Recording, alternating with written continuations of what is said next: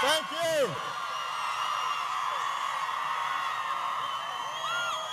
Thank you so much. Hello, Cleveland. Now, I love you back. I do.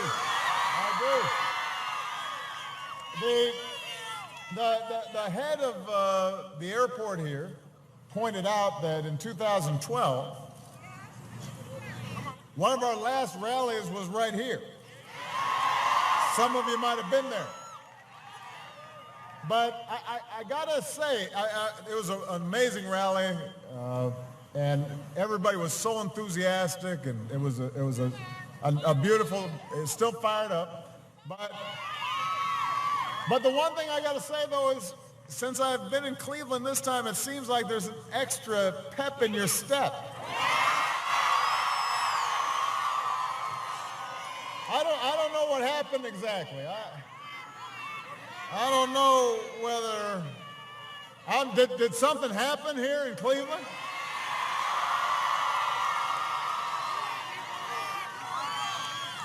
Did LeBron have something to do with it?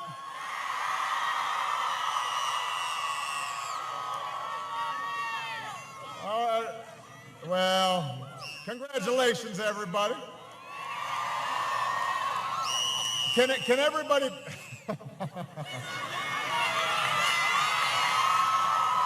Can everybody please give Jackie a big round of applause, not just for the introduction, but for her service to our country. We've got some outstanding members of Congress who are here. Marcia Fudge is in the house. Marcy Kaptur is here.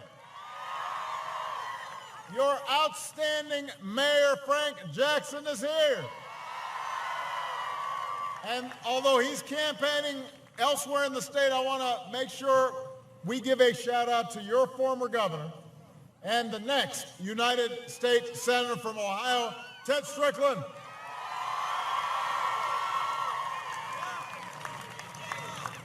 Well, I know I love you back, but thank you guys. Thank you. So this will probably be one of the last times that I visit Cleveland as your president. No, I'm going to come back to Cleveland. We'll just have, I'll go to a game.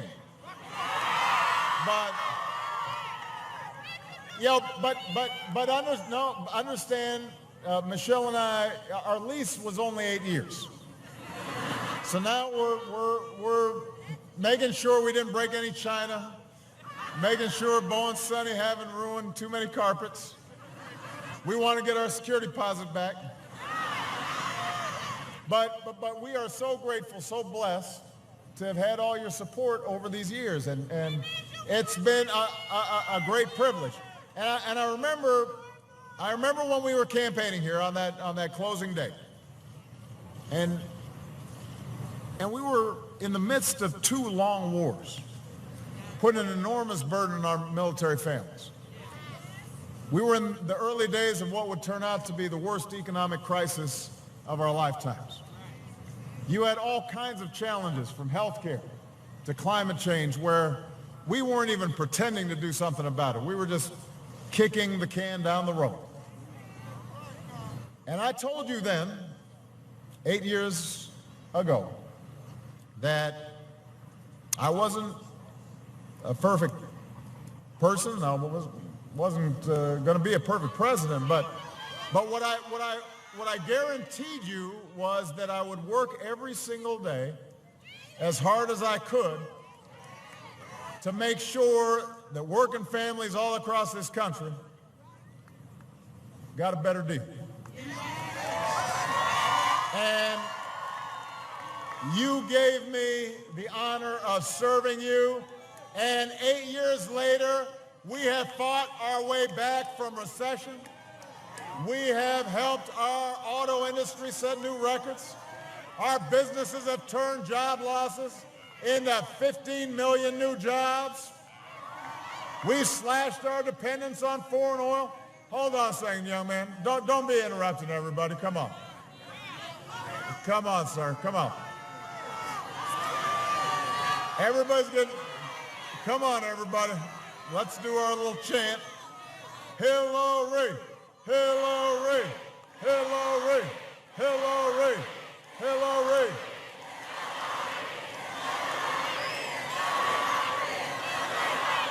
All right, I think we're okay now.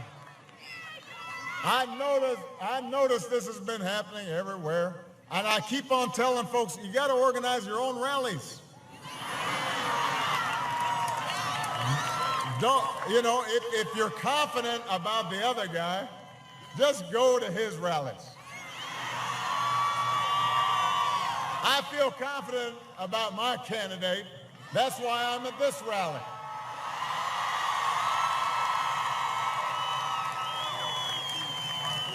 So you don't have to you don't have to spend time over here.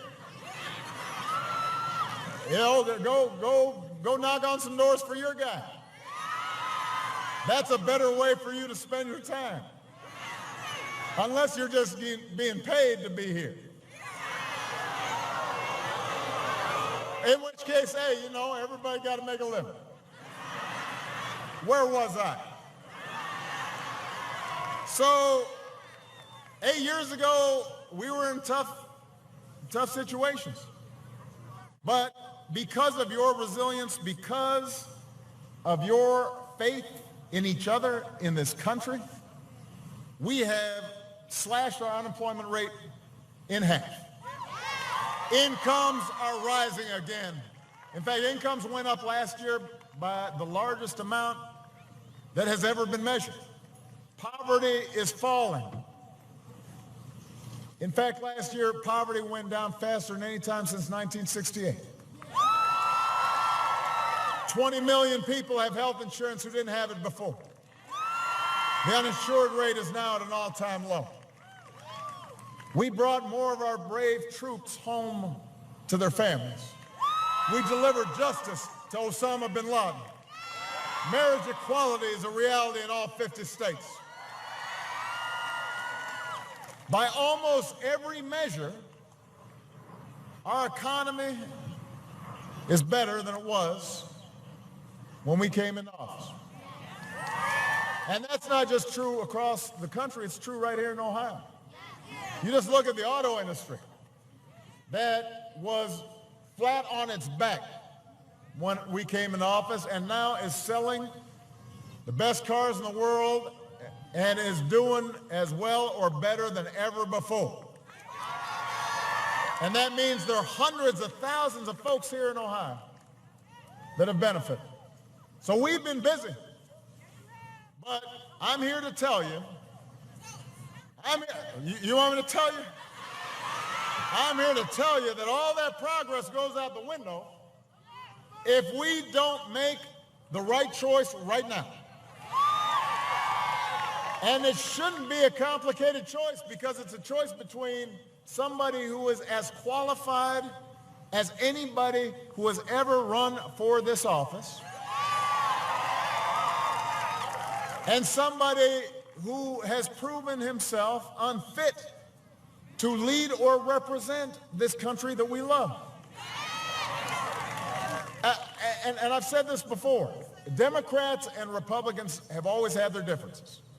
And that's a good thing. That's how democracy is supposed to work. And when I was running against John McCain, when I was running against Mitt Romney, we had serious disagreements and debates about economic policy and foreign policy and social policy. And those elections were close. And I thought I had the better argument and I'd be the better president. But I could have seen either one of them serving honorably, not embarrassing us on the world stage. They would have engaged in legitimate debates and normal democratic processes. But that's not the case with today's Republican nominee. He doesn't have the temperament, he doesn't have the knowledge, he doesn't seem to have the interest in acquiring the knowledge or the basic honesty that a president needs to have. And that was true before we heard him talking about how he treats women. And it was, don't boo, what do I say? Don't boo, vote.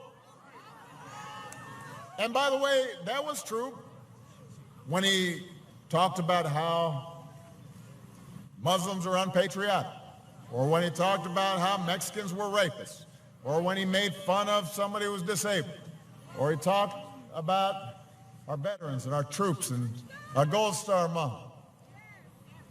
You know, you don't have to be a husband or a father to know that that kind of language, those kinds of thoughts, those kinds of actions are unacceptable. They're not right. You just have to be a decent human being. And for those of you who didn't have a chance to hear Michelle yesterday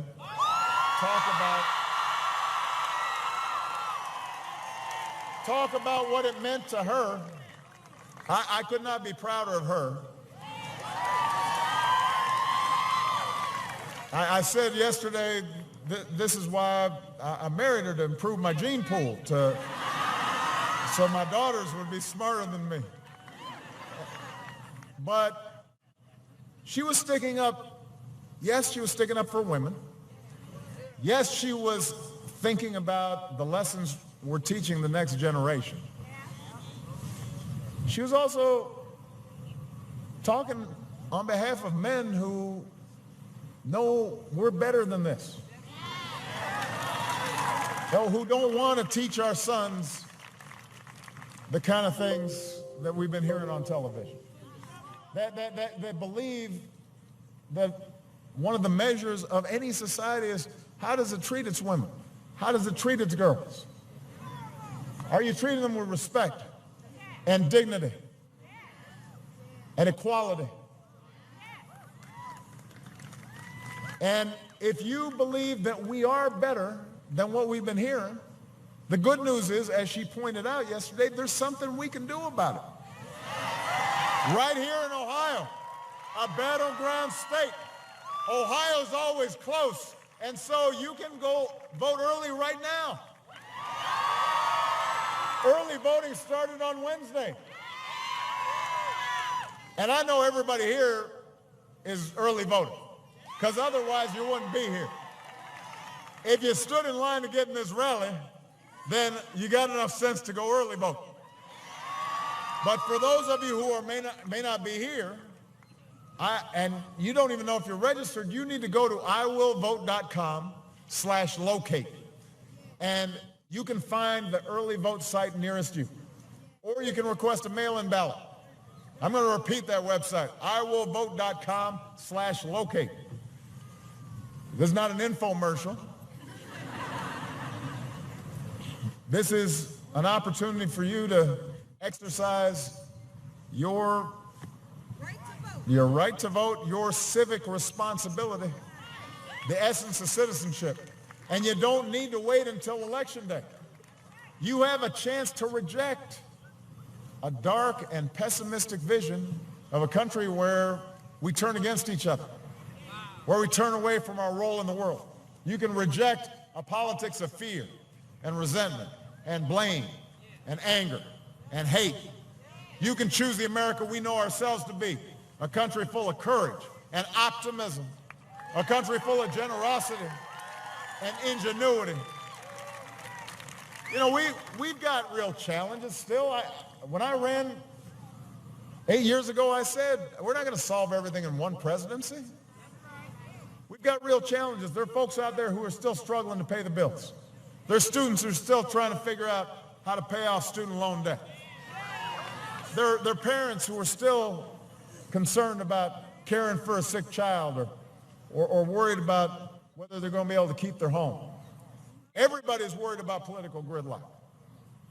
All across the country, people are concerned about the possibilities of increased racial division. There are pockets of Ohio and pockets of America, despite the progress we've made, that haven't recovered from factory closures. There are young people who are worried about whether they're going to have the same opportunities that we've had. But I will tell you this, I've traveled all 50 states. I have talked to hundreds of thousands of people. And what I've seen more than anything else is everything that's good about America, everything that's right about America. I see people working hard. I see people starting businesses. I see teachers teaching kids, taking money out of their own pockets to make sure they've got school supplies. I've seen doctors who are out there serving the indigent and the poor, making sure they've got health care. I have seen our men and women in uniform serving to make sure we are safe. I've seen police officers and law enforcement and first responders who run into danger instead of run away from it. I've seen young activists who call on us to live up to our highest ideals. I see a young generation that is full of energy and ideas and is not going to be held back by what is right now, but is going to seize what ought to be. And I see most of all Americans of every party, background, every faith who believe that we are stronger together. Young, old, black, white, Latino, Asian, Native American, folks with disabilities, all of us pledging allegiance to that same proud flag. That is the America that I know. And there's only one candidate in this race who's devoted her life to that vision of a better America, and that is the next president of the United States, Hillary Clinton.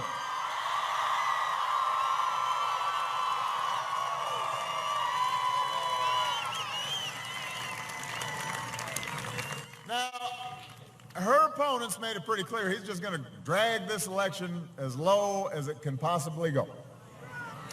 And he figures that if he makes our politics just toxic, then maybe you'll just figure out you got no good choices and you just get discouraged and you just don't vote. But don't fall for it. Because I'm telling you right now, Hillary is one of the smartest, toughest, best prepared, most experienced persons ever to run for this job.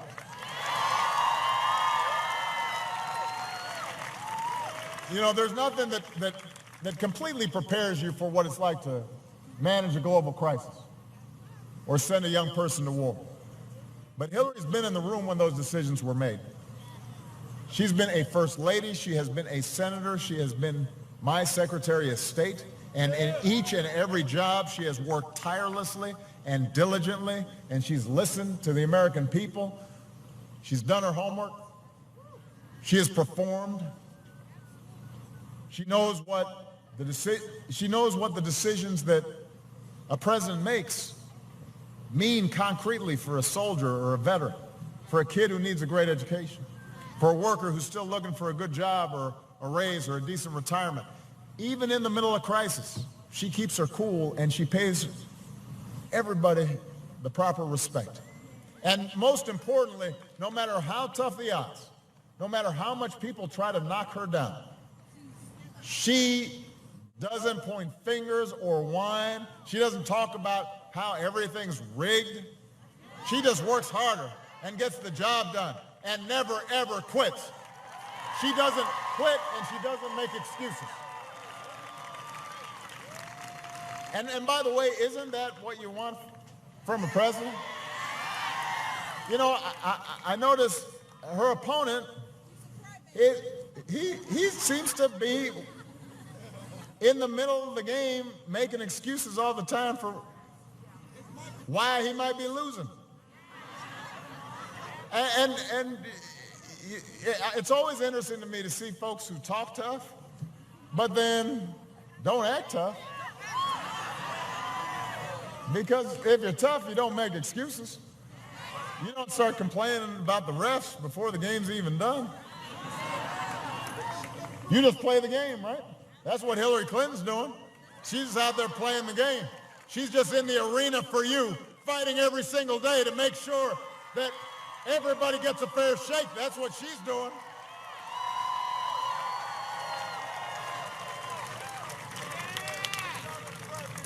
There's not a person out there who's been more qualified to serve as our president. That includes me, and that includes Bill.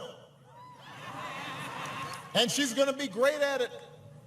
She's got real plans to address the things she's heard from you. Specific ideas to invest in new jobs. Specific ideas to help workers share in their company's profits. Specific ideas to make sure that fewer jobs move overseas. to make sure that jobs come back in places that have been abandoned, to invest in our people, to put kids in preschool, to put students through college without taking on a ton of debt.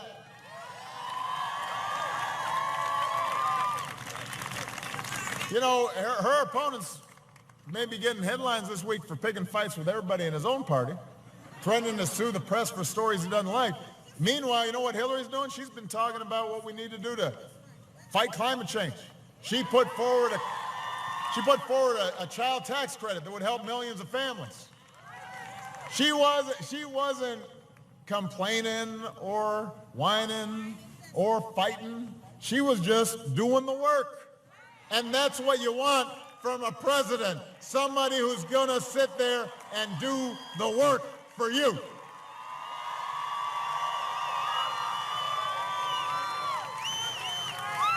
You know, her opponent, he doesn't make very specific plans. If you asked his opponents right now, if you asked his supporters right now, it'd be really hard for them to describe what exactly they were going to do. He says he's great at making deals. But as I pointed out, I don't know a lot of people who operate a casino and manage to lose almost $1 billion in 1 year. You know, usually the house wins. You know that saying? House always wins. Unless he owns the house. Then it loses $1 billion. I don't know a lot of successful business people who just use that failure of losing $1 billion to then avoid paying federal income taxes. He says it makes him smart. All it does is it means he's not doing what all of us as citizens should be doing, which is giving back to our troops and our veterans and our roads and our schools and making sure that America continues to be the greatest nation on earth. That's part of citizenship. Not trying to weasel out of your responsibilities. That's not smart. And then you want to lead the country? What is that? You're going to teach everybody how to avoid doing their responsibilities? He rooted for a housing crisis because he said, you know, it might help his real estate situation. He says that's called business. Filed for bankruptcy 6 times.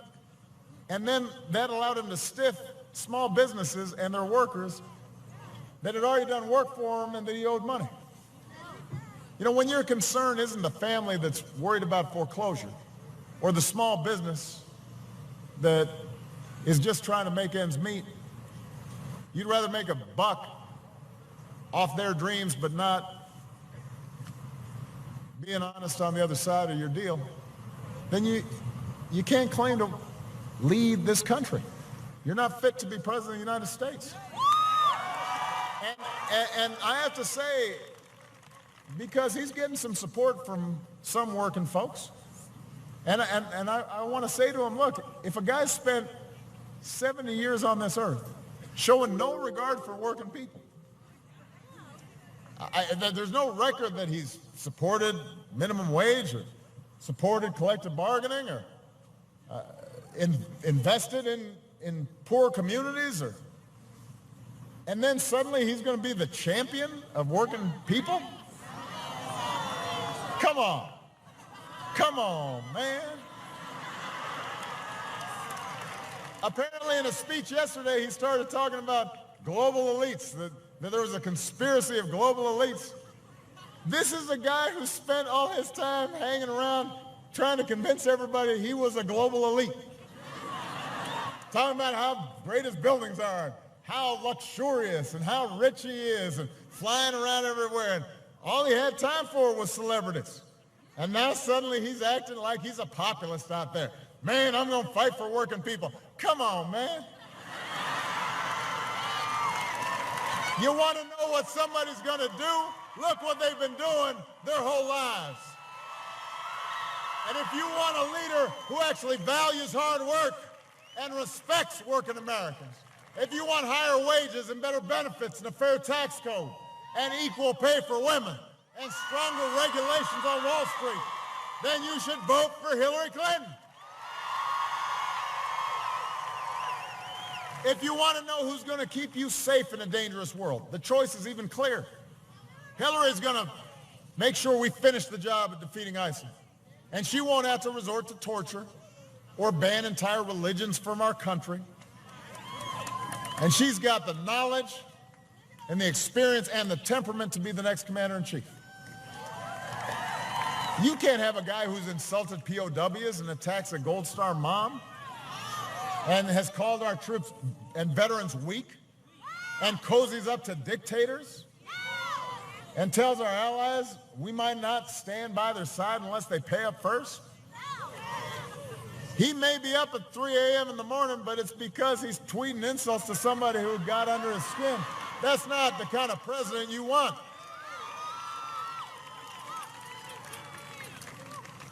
Not fit to be commander-in-chief and not fit to lead the world's greatest democracy. And by the way, this is somebody who threatens to jail his political opponents or silence the media, who welcomes Russian meddling in our electoral process and is now suggesting that if the election doesn't go his way, it's not because all the stuff he said, but it's because it's rigged and it's a fraud. You know, some nations do operate that way. And they're tyrannies. And they're oppressive. They're not the world's greatest democracy. We have fought against those kinds of things. We, around the world, we talk to other countries, we say, no, in a democracy, you can't just threaten to jail your opponents. There are things called due process. No, in a democracy, you can't just ban reporters or press that you don't like, because there's this thing called the First Amendment. In a democracy, you have a contest, but if you lose, then you say congratulations and you move on, because the country and our system of government is bigger than any single individual. That's what we do. The United States of America has always stood for something better. Which, by the way, I said this last night, I just got to go back to this again. It's part of why I'm disturbed about Republican elected officials who know better, but are still supporting this guy. You know, I said that in part what's happened here is over the last 8 years, Republican officials who know better, some of whom I talk to, they're sane people, they're normal folks, but what they've done is they've allowed a lot of crazy talk to just be pumped out again and again through all kinds of these media outlets. Conspiracy theories, you know, I was born outside this country, and you know, Hillary and I started ISIL, and you know, we're going to impose martial law, and we're trying to take everybody's guns away, and you know, and crazier stuff than that. And a lot of Republican elected officials have just stood by. A lot of House members, a lot of senators, they stood by and they didn't say anything, because it was a way to rile up their base, and it was a way to mount opposition to whatever we were trying to do. And over time, because a lot of the hardcore Republican partisan voters were just hearing this stuff over and over again, they started to believe it. And that's what allowed Donald Trump suddenly to emerge. Donald Trump didn't build all this crazy conspiracy stuff. And some Republicans who knew better stood by silently, and even during the course of this campaign, didn't say anything. I mean, I know that some of them now are walking away, but why did it take you this long? You said you're the party of family values. What, you weren't appalled earlier when he was saying degrading things about women? When he was judging them based on a score of are they a 2 or a 10? That wasn't enough for you? You're walking away from him now. It wasn't disturbing enough for you when he was saying Mexicans who come here are rapists? Or suggesting that people, patriotic Americans of the Islamic faith, somehow are suspect and should be treated differently? That wasn't enough? I'm glad that some of them now said, wow, this is really bad. I guess we need to walk away. But if you're doing it just for political expedience, just because you're looking at poll numbers and you say, oh, this might get me in trouble, that's not enough. If you say you're about family values, you got to be about family values all the way through. If you spent all these years extolling Reagan and how tough he was with the Russians, how is it that you suddenly stand silently when you nominate a guy who says a guy he admires is the former head of the KGB? If you say that you're about the Constitution and you're opposed to what Obama's doing with executive actions, because that shows, he's a tyrant, but you're okay with a guy who says to his opponent in the middle of a debate, I'm going to throw you in jail.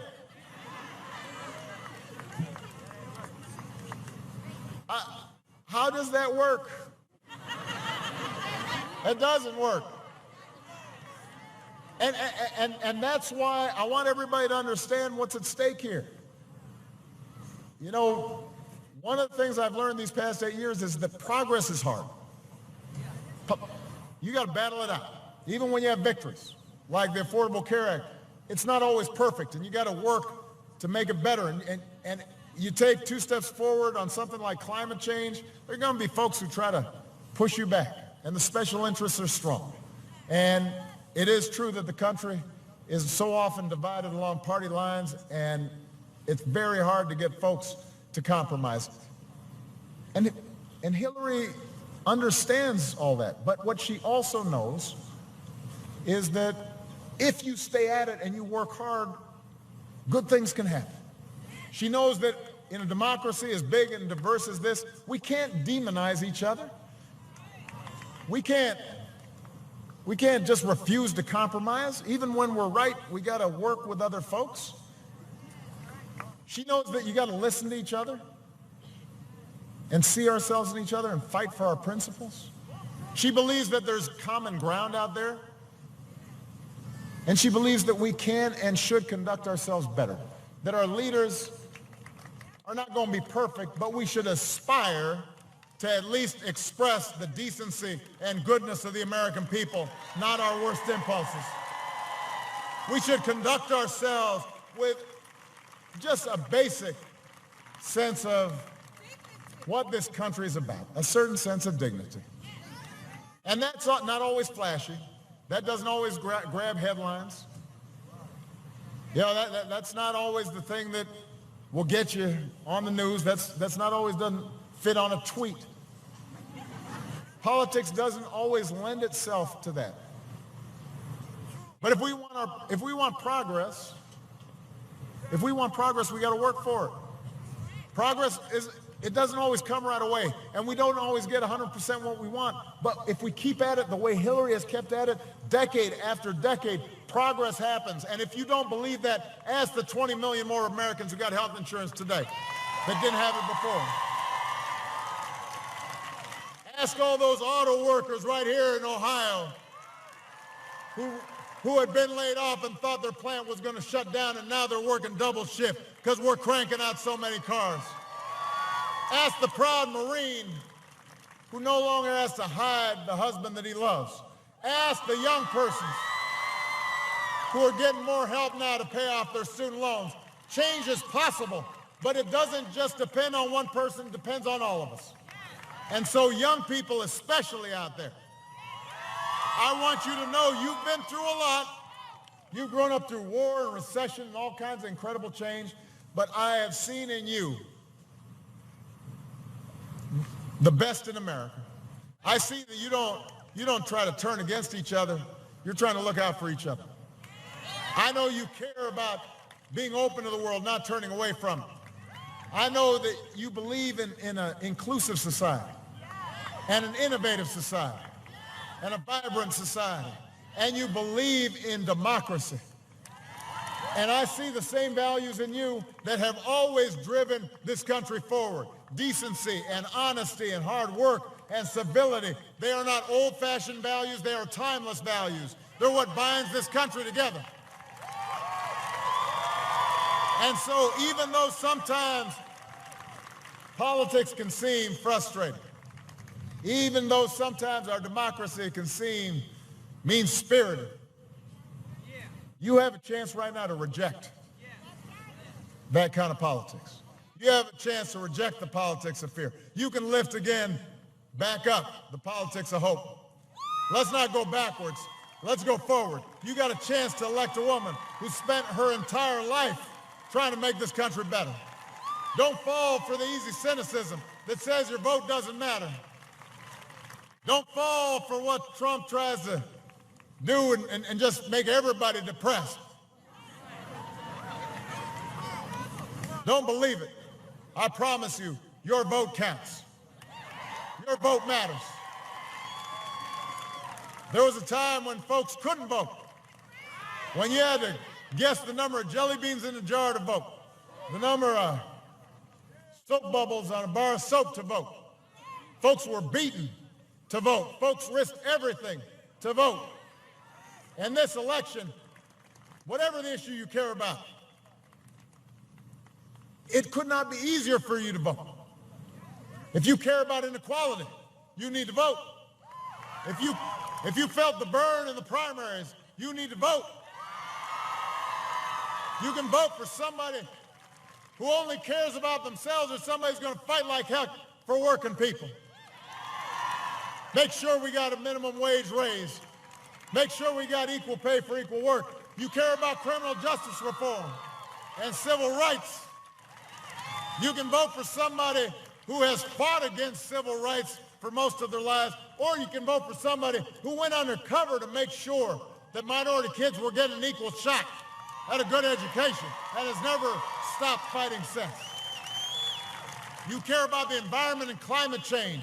You can vote for somebody who thinks it's a Chinese hoax, or you can vote for somebody who thinks that there's something called science and that we should pay attention to it and will fight to protect our planet. You care about immigration reform and want us to continue to see this nation as one that is a nation of laws and a nation of immigrants. Then you got to get out there and vote.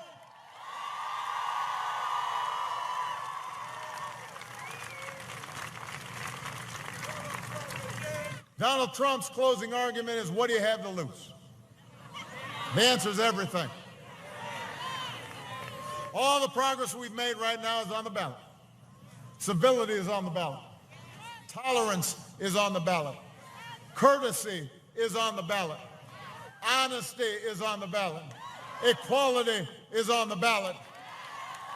Kindness is on the ballot. All the progress we made the last 8 years is on the ballot. Democracy itself is on the ballot right now. So if you want to send a message, make it loud. Turn back the voices of cynicism. Turn back the voices of ignorance. Send a message of progress. Send a message of hope. Send a message by voting for Hillary Clinton. And show our kids and the rest of the world we remain the greatest country in the world.